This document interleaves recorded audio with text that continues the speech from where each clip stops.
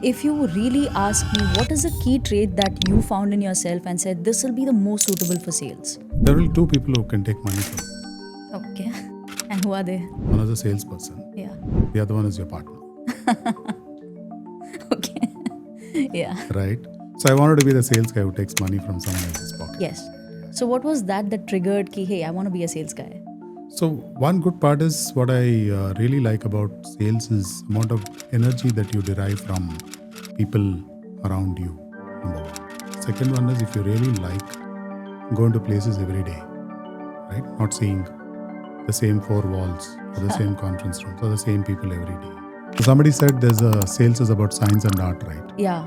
So the art part of it is trying to keep it alive. The science part of it is where you will have to look at your probability of success. Hi everyone. Today we are talking to Sridhar. Sridhar has been a sales leader all throughout. So if any of you are looking to build a career in sales or want to progress as a salesperson all throughout your life, and trust me, there's good money in it, let me tell you that, then Sridhar is the best person to take advice from. He is the CBO at Perfios, and we are so delighted to have you here, Sridhar.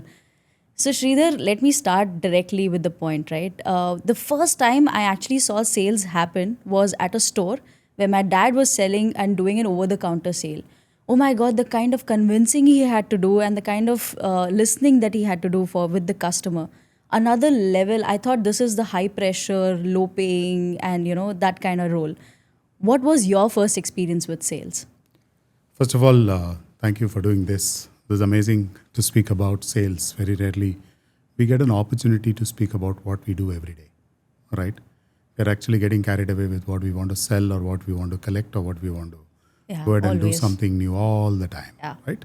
So this is sort of a nice reflection for us to do what we do, right? So sales has been by choice for me. I'm not a guy who landed up by just by going ahead and by chance, right? That is So it's by interesting. choice. How? So in my campus in engineering, I got into two jobs. One was a manufacturing company job with a very low stipend. The other one was an MNC company. That was the first company I started working for. So you are an Right. engineer by I'm an back- engineer. Okay. Then I got into MBA after my first job. Yeah, Seven but rotate. when you do an MBA, the obvious option is you either choose sales, or you either choose marketing, HR, or you choose some other Not functional really, even strategic system role. functions.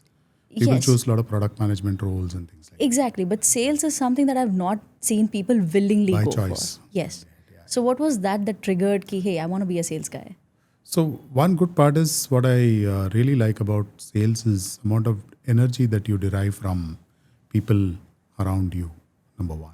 Second one is if you really like going to places every day, right? Not seeing the same four walls or the same conference rooms or the same people every day. That's the kick that you would like to get out of sales. So I've been a little bit more outdoor person than indoor ever since engineering days and things like that. Since then, the affinity towards sales was easy. And once it so happened that I could step out of office every day, that thought itself is very nice. All right. So Go not out and seeing explore. the same ecosystem around you and just meeting a new people. But if you really ask me, what is a key trait that you found in yourself and said this will be the most suitable for sales? There are only two people who can take money from you. Okay. And who are they? One is a salesperson, Yeah. the other one is your partner, Okay. Yeah. right? So I wanted to be the sales guy who takes money from someone else's pocket, not the partner, right? There are only two people in the world. Yeah. I don't want to go third, fourth means and things like that, right? So, how do you take money from people? It's a big question for us, right? That's a very, very interesting parody of not making money, taking money from people. And more importantly, the adrenaline of doing it for the company month on month, quarter on quarter, and taking those unachievable numbers. And when the months on which you don't achieve or the quarters on which you don't achieve, how you go down and how you come up. That's the roller coaster ride if somebody is willing to enjoy. It's amazing. So I tell them that at the end of every quarter when there is pressure, right? Yeah. There are those moments that come to your mind and they tell you, why the hell did I choose this career? Exactly. Right? And Why the hell did I choose that career? Because of the fact that you'll always want to know that quarter ends, month ends, there are other people who are having good fun. while you are here slogging, while you are here trying to take all this stress, where I'd written a nice article on March, which I couldn't publish it, right? How last 7 days of March, some people called it as wo saat din, वो 7 दिन. Okay, what is right? it about? Like, So it's about how every day goes like 7 days, yeah. how every hour goes by like 8 hours, how you get maximum things done, how you build very good friends, how you will see your best buddies or the customers keeping pace with you, the pace at which the organization wants to move, Yeah. how those relationships that you build in the last minute, the first call you make on a March 25th till about 3-4 calls that you make, those relationships last for a long time, right? As well as how things move where you are actually trying to go faster than the market. And the whole thing, the way the whole story comes together alive right in front of you, right? So I associate miracles with March. March is when miracles definitely happen, especially in the last 7 days. Okay. Especially in the last 7 days where there are people who are out there to help you. It's just a matter of reaching out and making things happen. So I've had situations wherein our sales numbers as a country was like on 25th of March at 60%, on 31st of March we are at 120%. Really? Yeah. It's a significant jump. Yep. Absolutely. Wow. Just a matter of focusing And on how deals did you and do converting. that? Like you Take one actually deal capped at on a your time. relation. Take one deal at a time. Just look at what does it take for you to convert. And you spoke really about earlier about sales part, right? How sales is a career that I've chosen. Whatever digital we say, whatever COVID we say, still we continue to sell it to people. People buy from people, period. Nothing else. Whatever digital can come in between, we might be buying a few commodities online, commoditized stuff online. But solutioning or a technology, people still buy from people, right? Yes. People want The you to human connect. understand their complex problems. They Yeah. want to see eye to eye, whether this is the person I can bet on, this is the company I can bet on to solve my problems. Whether this is the person who will take my career ahead or will this person in the company derail my career, Wow. Okay. right? Yeah. When people want to buy from you, they look at various aspects. They look at all insecurities. So True. at some point in time in my career, I've told people that if you buy my technology, it's a marriage which will never end in divorce. Right? So people are also concerned about buying anything from you, whether what will it do to their careers. Right. So in a way, we are impacting their personal careers as well. Right? That's one. Second one is people will be comfortable in making decisions in your favor when they know the fact that your value systems are stronger. There's a myth that exists that salespeople connecting dots to my thought process about taking money from someone else's pocket, Yeah. right? So there's a myth that salespeople actually, it's a very easy way of making money. They take customers for a ride in the process. Actually, most of the salespeople are deeply ingrained with a lot of value systems because of the fact that during the sales process, whether wo saat din of March or wo saat din of June or September or December, whatever the time frame, right? Yeah. During that time, the customer will see through you whether you're bluffing or whether you really care for the customer. Salespeople are usually associated with a lot of notions that these are people who are after money. These are people who can easily make a sale happen in a Exactly. fast manner, not in the right manner. So over a period of time, it so happens that those sales guys will not make a great career. Salespeople who are deeply ingrained in the value systems of the organization and people who actually say and preach that I value what I sell. I'm responsible for what I sell. Yeah. Those are the people who survive for a long time. The people who don't survive for a long time are the ones who don't hold on to any of these commitments. In fact, it so happened that sometimes when you do a deal at the end of March, Yeah. when we tell the customer that April 3rd or 4th we'll do a kickoff, when you show up on April 3rd morning, customers are stunned, saying that I never expected you to turn up because your sale happened on March 31st. Right. I never expected you to come. Then I tell them that it's a promise that I've made you, right? That I'll be there on April 3rd. I'm there on April 3rd morning to get the engagement started. So those are the ones that builds credibility. So true sale happens not when the customer wants to buy. A true sale happens actually when you build the trust over a period of time with the customer. And the customer remembers you when he wants to buy from you. And how has the B2B selling landscape been? I understand that B2C is very different, but B2B, what are the challenges you face on an everyday basis? Like, is it all relationship building? I'll tell you a story. Yeah. When I landed up with banking business about 8-9 years ago, right? I went to one of a very senior executive and I said, I need to hire a few people in my team. Can you please refer a few names Okay. in a bank, right? Whom you come across, right? He said, B2B business is very difficult. I don't understand B2C. We only do B2C. I don't understand B2B. We only do B2C. I said, Okay. why?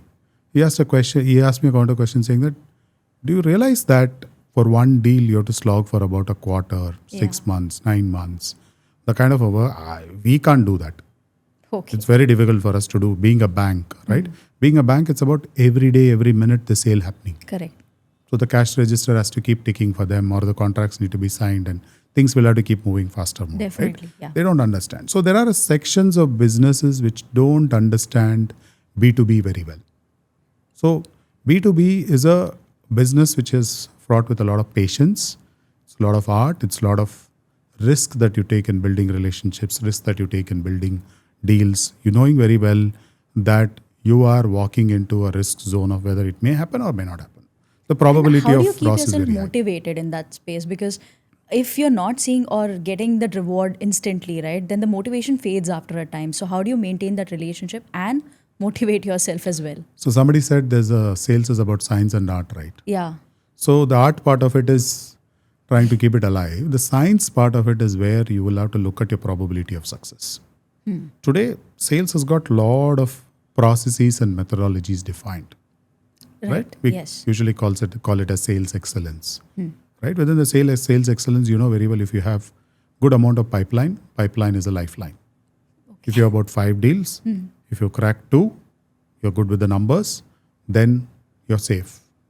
But you'll have to continuously work on 5 of them. You can't let go even one of them. Right? So even if you crack 3 of them, you'll hit the ball out of the park. Got it. Right? So pipeline is the first one. Yeah. Second one is within pipeline also there are a lot of qualifying factors.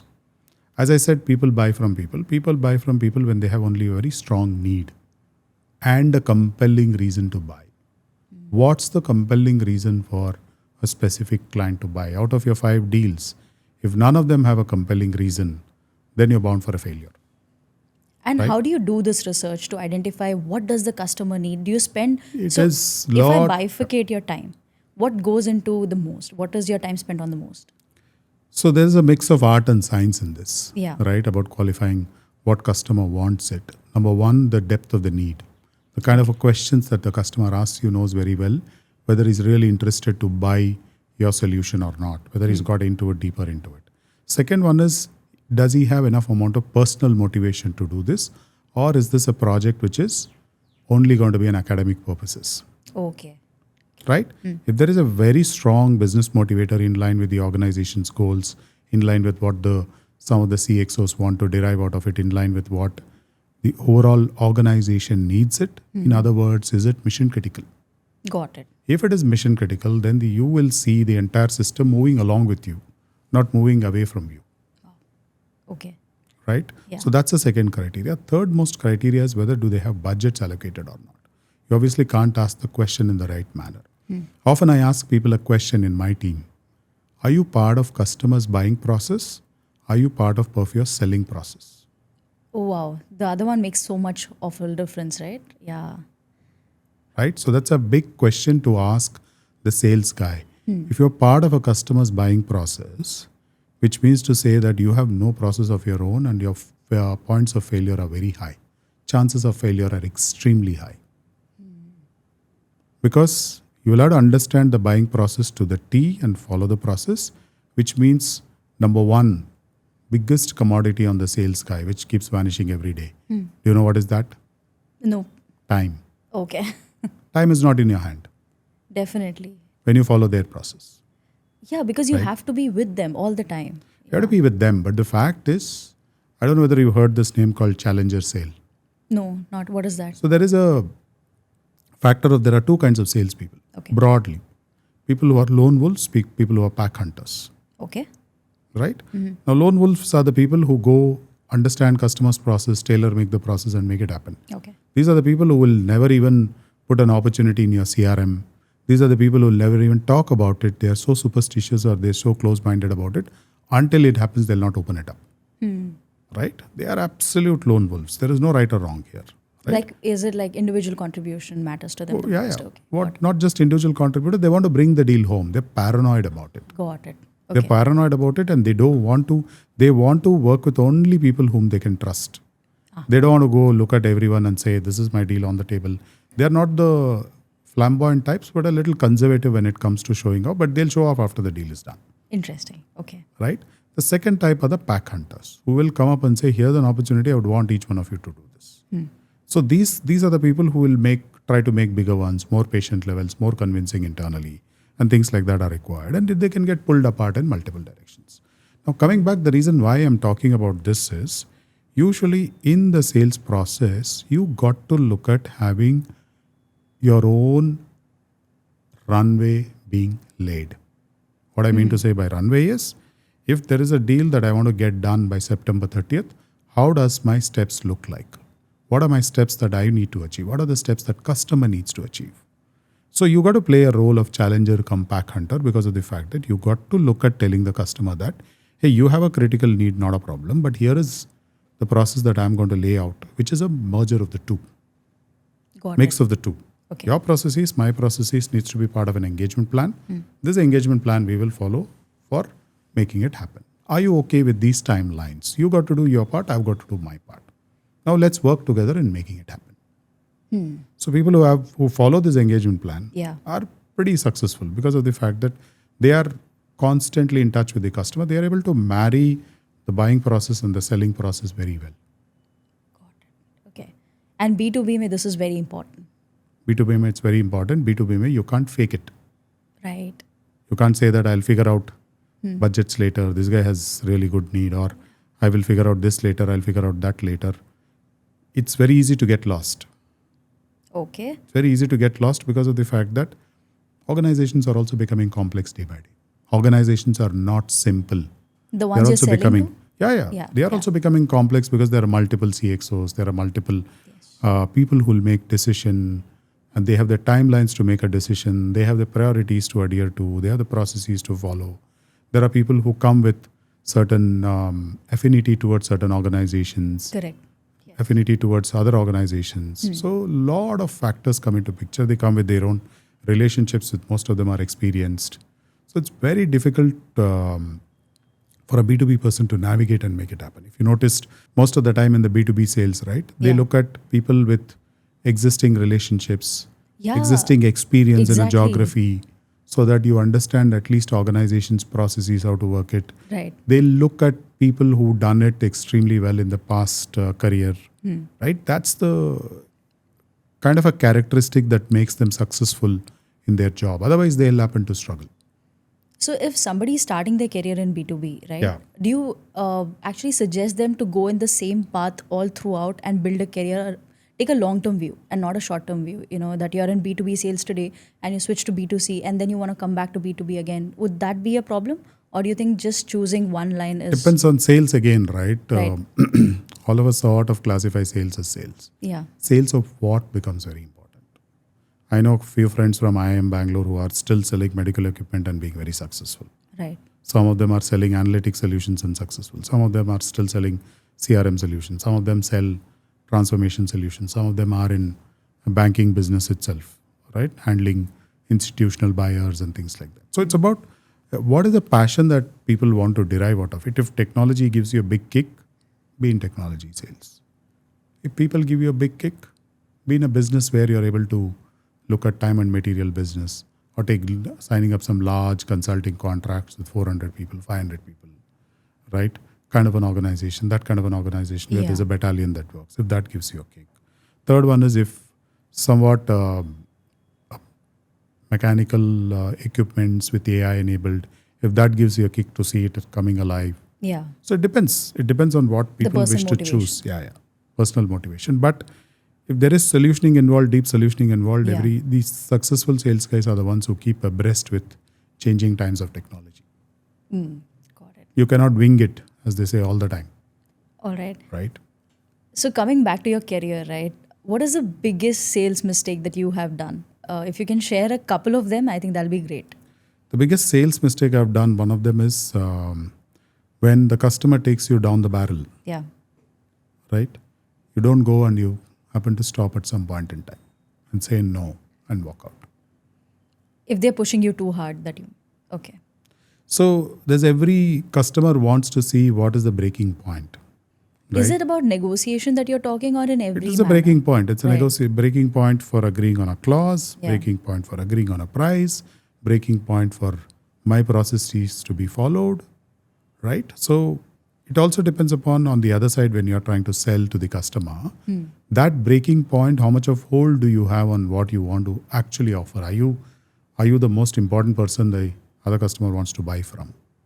You get a Got it. sixth sense of whether if I hold on to this person will buy or not. The gut of the salesperson is very, very critical. That's where the art comes in. And how do you hone, your intuition Yeah. to Yeah. another level? Okay. Do you think understanding people or coming from a psychology background has something to do with becoming a better salesperson, or is just observation? It's not just observation. It's a lot of factors around sales, right? Sales is, for example, it is just not about psychology or it's about that. It's about, I would say, one factor that stands out for people is dealing with people. Okay. In my experience, the first question that you asked me, what is it that I've learned so far? Yeah. We might forget what we have sold, which company we worked for, and things like that. We'll not forget those moments, those places, those people with whom we've gone ahead and made those decisions. So it is those memories that stand out. The number one. impression you made on people. Those situations that stand out on people. Right. More importantly, on those situations, how did we deal with the person on the other side? Did we deal it fair? I've had angry moments with the customers as well. How do you angry with manage the that? Because it's also managing ego along with that, right? So customers also like the fact that if you're more effective than just amenable to whatever they say. Amenable to whatever they say means tomorrow you're not going to be effective in delivering it. Okay. Got it. The point about challenger salesperson is also the fact that how much you're able to challenge the customer on his or her thoughts. Okay. If somebody is able to challenge my belief, I've seen people who've gone ahead and said, this will not work. Whatever you're trying to do will really not work. And here's I'll tell you why it will not work. And here are the other two instances where it's failed. If you want to give it a shot, please give it a shot. And the customer on the other side trusts him the most. Okay. Okay. So it is calling out fact what it is. We are not going to be amenable when the customer is going down on a slippery slope. And we have a responsibility. That's where the trust and the responsibility comes into a picture. Right? Where we sort of tell him that you're going down this thought process. Do you really see the slippery slope? If you're not seeing the slippery slope, let me help you visualize it. Now, still, do you want to proceed with this decision? It's your call. Okay. Okay, it's very, very important to look at showing the customer that vision, because the same client can come back and hold you back saying that, hey, you knew it all along and you didn't tell me. And that you would have lost the client forever. True. That's a deeper credibility. impact, yes. Yeah, that's a loss of credibility. Yeah. So what does the other person who's trying to buy from you expect? The other person trying to buy from you expects a lot of trust, expects a lot of value, expects you to be honest, expects you to be a challenging person who's able to challenge his notions, but yet deliver over and beyond. But like you said, when you get the kick of closing a deal, right? And at that junction, it's very difficult to keep your credibility intact. Because you always have the temptation ki, hey, if I just, compromise on this or promise him this, probably the deal will get closed faster. If you try to compromise on it, the other person will see through you. I can tell you this much. So then that becomes a very critical moment for you. It's a very critical moment. It's better to take the person along and celebrate it rather than you sort of making a deal out of the other person and celebrating it. Got If you make a deal out of the other person and celebrate it, it's never sustainable.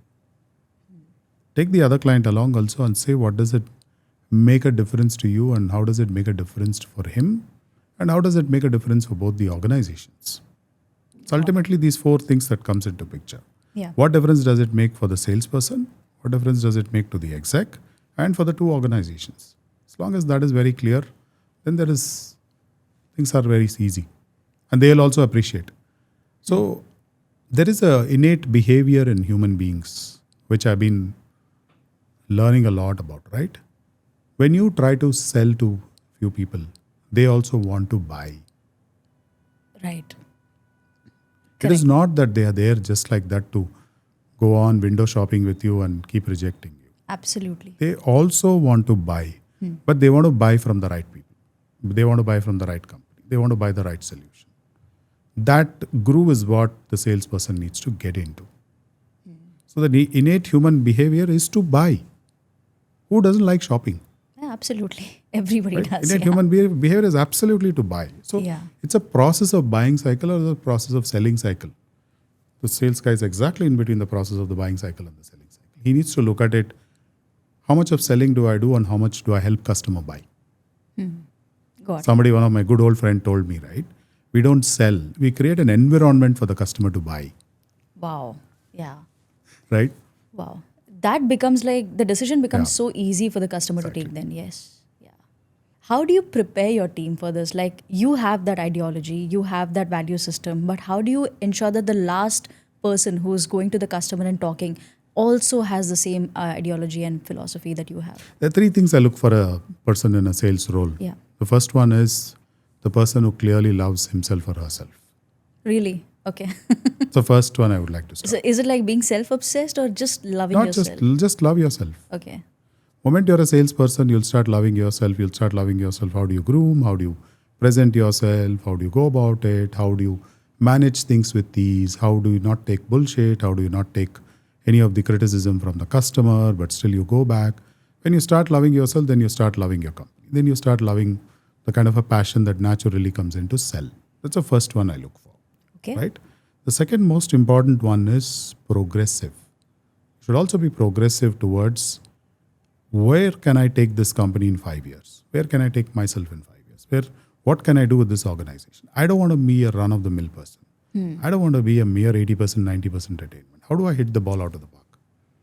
Right? That's the second one. Third most important one is customer centricity. Right? It is about the ability to serve the customer with empathy. This ability to look at, yes, for example, I've seen situations wherein when you work with the clients very closely, there are those moments at which you feel you're absolutely connected well to the client. Right. Yeah. Right? Those moments, right? You're absolutely well connected because of the fact that the intent to serve is very deep. Okay. The intent to serve is very deep in you, and whatever you say or whatever you do. I've known a good friend whom 10, 15 years ago I met. I still remember that guy said, the way you're going about it looks like you have a plan for me for the next 2 years. I said, absolutely, I have a plan for you for the next 2 years. For the customer. For the customer. Wow. Right? What you wish to do. So if you're thinking about that person, the organization, where do they want to go? What do they want to do?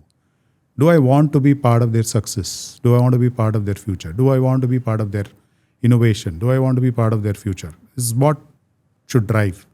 Right? That obsession about being part of what it is tomorrow will drive us to wake up today and go. Right? So these three things is what I look for in any salesperson. Now, this is how we also go about it in our business. Right. At Perfios or at my previous organization, wherever that is, right? It is about if you're going ahead and doing something for the client, it has to be the best. If there's a proposal that we are putting for X amount of crores, that proposal should scream the number. It should be so good, should be so nice that it should just scream the number. Right? It should have incorporated days and days of effort that's gone in. It should have incorporated everything the customer wants to see. It should have incorporated the value proposition. It should have incorporated what is the vision he wants to see for the next 3 years. In a nutshell, he should see that as a dossier for his and his organization's success. Wow. That's some Right? vision. That is, it's not just a proposal. That's what it should carry. It should be worth its weight. There the guy sees it and says, "This is it. This is what I wanted." Okay. Now, what do you not look for and what do you don't want in a salesperson? Like, apart from these three traits and the opposite of it, what is it that you absolutely say, hey, this guy will not be a good salesperson because he has these three things? So Some of the people whom I have not hired, or some of the people whom have gone ahead and not worked with them very closely. Not hired is Yeah. the wrong word, but not worked with them very closely, right? Right. There are certain people who want to do sales, but their interest is somewhere else. You can easily judge that. Okay. It's like some of the people who said, who'll ask me questions. I judge them based on the questions they'll ask me. I judge them based on how much of job description they understand. Okay. With the traits of the 3 traits that I spoke about, Yeah. if I happen to have a conversation with a person for a sales role, Right. the first thing that I ask is, how much do you know about the job description? I would really want you to understand the job description extremely well before we get into the conversation. Come prepared. Yeah. Coming prepared, or whether you have any questions, or whether you have any apprehensions about, ask all of it.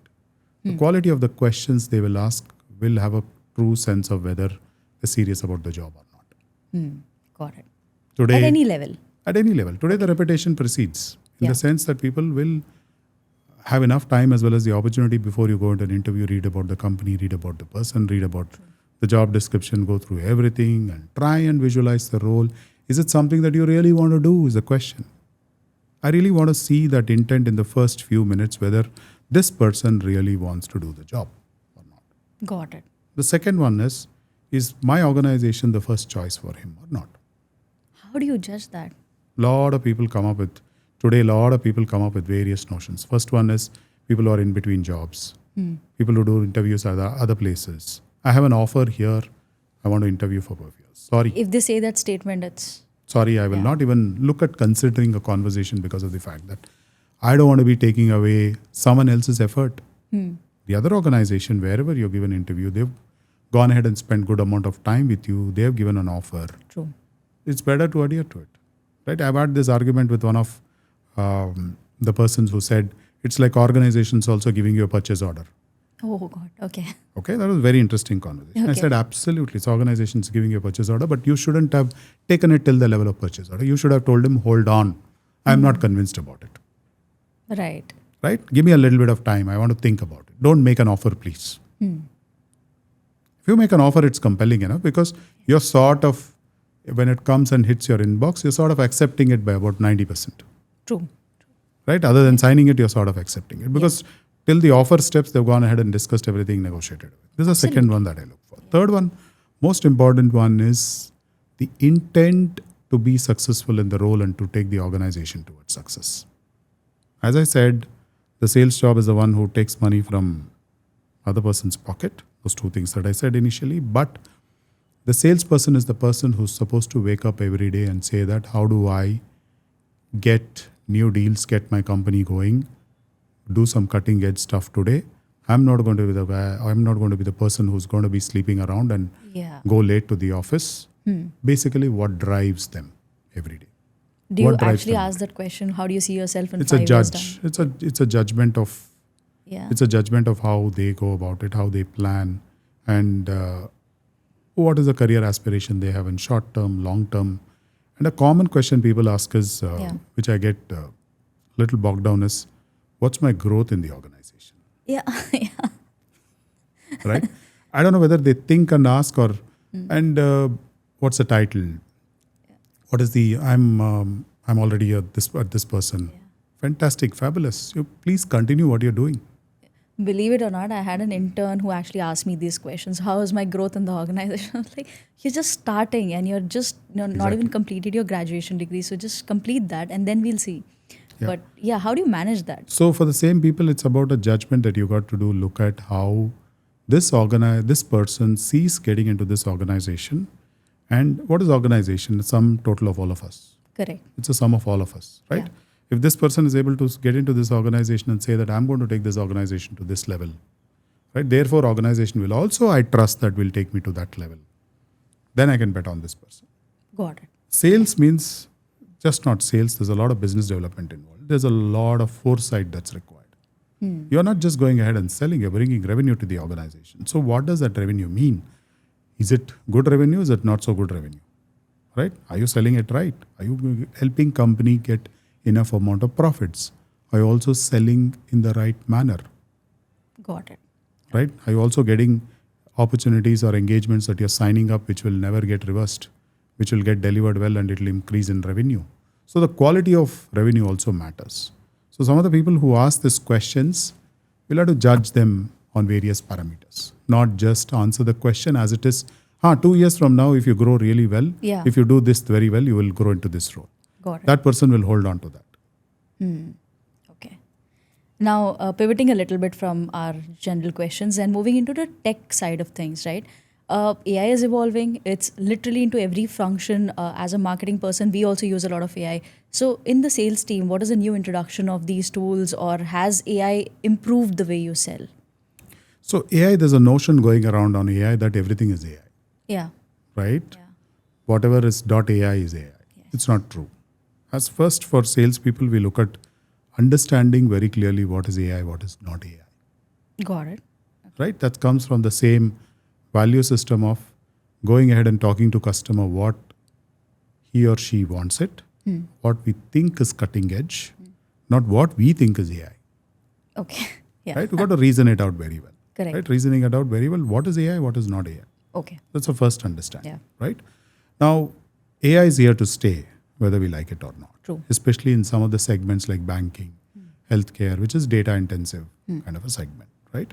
So, a lot of that big data, machine learning, LLMs, all of that will be in action, Absolutely. right?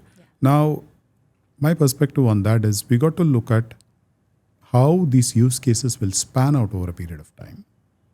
And are there use cases which sort of gives productivity benefits to people with the right guardrails, Okay.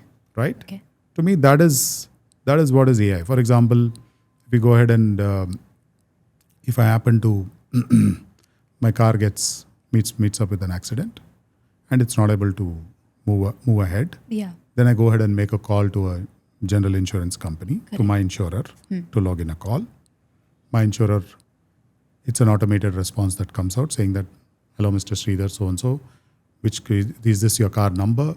Is it a claim that you wish to register? I say, I press claim. Then it looks at going ahead and seeing my insurance details. Oh, well, you're very well covered. You require a 24/7 assistance. Do you need assistance? Yes. I would say yes. That's when most of the technology piece is not AI still, Yes, of course.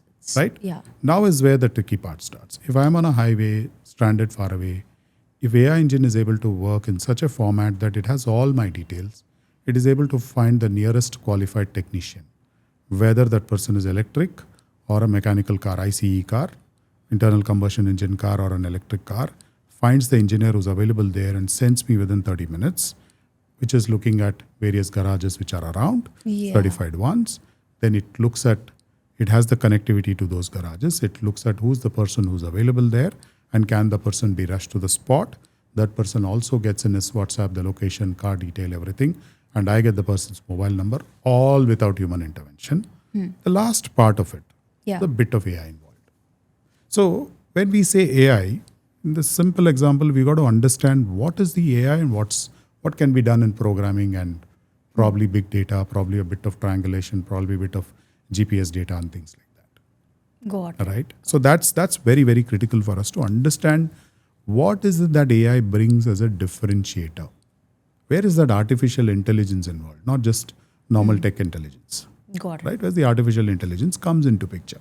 So that is what we try to understand. Be it today, we try to understand where there is fraud can be a big one to use, for example, right? Yeah. So anomaly detection, looking at a lot of data crunches where human eye can't crunch or a human brain can't crunch or fathom so much amount of data and come up with the logic and come up with a pattern saying that, hey, could be a sort of a thing for you to analyze initially to start with. Also, AI needs to be trained a lot. There's a Of nice course. saying, right? AI is incredibly sharp and shockingly stupid, Okay. right? Yeah. AI is absolutely like that because of the fact that there are hallucinations which AI also goes through because it's not trained for our normal thing. Right. We get carried away with a lot of movies. We get carried away with a lot of things that, Yeah. every chatbot has .ai right now available with us. We get carried away by it, right? So whether AI is actually intelligently processing some of it and making sense to us is a question. Otherwise, we will not focus on the actual AI and we will get lost in somewhere in the middle of the big data and analytics and programming. We'll get lost within that, right? So that differentiation is very critical for us. Got it. We use AI to a certain extent where some of these things are derived benefits that we can showcase it to the client.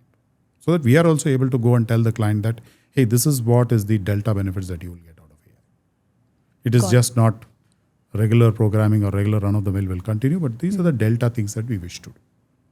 Okay. And how does the sales team function improve with the help of AI? Is there anything that you've experienced in the recent past where probably you've used a tool or you've used some services which are AI, proper AI, and you've seen the efficiency improve or something of the team? Not yet, I would say. Most of it is still at the testing phase and things like that. Not yet, because anything that we use is any articles that we wish to read or anything that we wish to compile based on annual reports of the customer, based on insights, based on what we could derive from the customer's data. Most of it can be achieved through programming and some amount of big data, analytics and things like that. Got it. Okay. Right? Plus combined with CRM. So AI yet to evolve to us. Other than what's happening on AI is voice, text and images across these three areas. Right? It's yet to evolve in my view. But one area where we are doing a lot of work is on looking at this is where the science meeting art, right? What kind of content that you want to create for a customer based on what you have in your mind, right? There are a lot of these AI sites which sort of give your ideas into, get your ideas into the right content that can be used in our decks, that can be used in writing nice content. So that's where I see a good traction in AI picking up it, at least for the salespeople to see how you could create your content. Right? That's actually a very interesting point. Like if the sales can give inputs to an engine and marketing can derive some inputs about the customer before doing an ABM, I think the messaging would be so much more accurate and hitting the point. Yeah. So this is all about the art part of it converting into science, right? Yeah. Let's say, for example, if I know the customer has this requirement, and these are the 4 parameters. Now, if we work on these 4 parameters, it will transform him into this format. Now, imagine you picturizing this whole thing in a 2 or 3 slides. Not a very complex flow chart or architecture diagram. Rather than that, can I just picturize this a lot more simpler way? Right? Using content. Can I just picturize? Can I tell AI to look at it? Give me some options to present this a lot more better with the same impact, right? So that to me is a good use case for AI for sales team. Other than that, the CRM insights that could be derived out of and things like that. Wow. Okay, interesting. To the last bit of our conversation, right? I wanted to keep it a little fun and ask you a simple question. So, if you have to sell a pen to Elon Musk, how would you do it? So selling to Elon Musk is first of all good fun. Yeah. I would do a lot of work and go. Okay. Right? First one is this pen should be a universal pen. It should write in a sink. It should write on human skin and get erased. It should write on any particular object wherever it thinks. It should work on a space program. It should get charged on an electric car and work. It's an inkless pen. It should get charged really well. Yet the ink is so good that it's a magnetic ink. It lasts more than, let's say, 300 days on a paper. At least a year on paper. Most of those magnetic printers that we see, they get erased very fast. Correct. Right? Yeah. So I would like to take it on a universal pen. I would like to sell him a universal pen, which is a product that he can take it almost anywhere and write anywhere. It should write on top of his iPad or whatever the glass that he uses. Right? It should write on a book. It should write on a sink, and he should just plug it in, or he should just leave it in his car, in his Tesla car, where it gets charged on its own. That's a pen I would like to sell him. Complete high-tech product. Absolutely right. Yeah. He's a high-tech man. You got to sell him high-tech product. Rest everything you would have seen it. Yeah.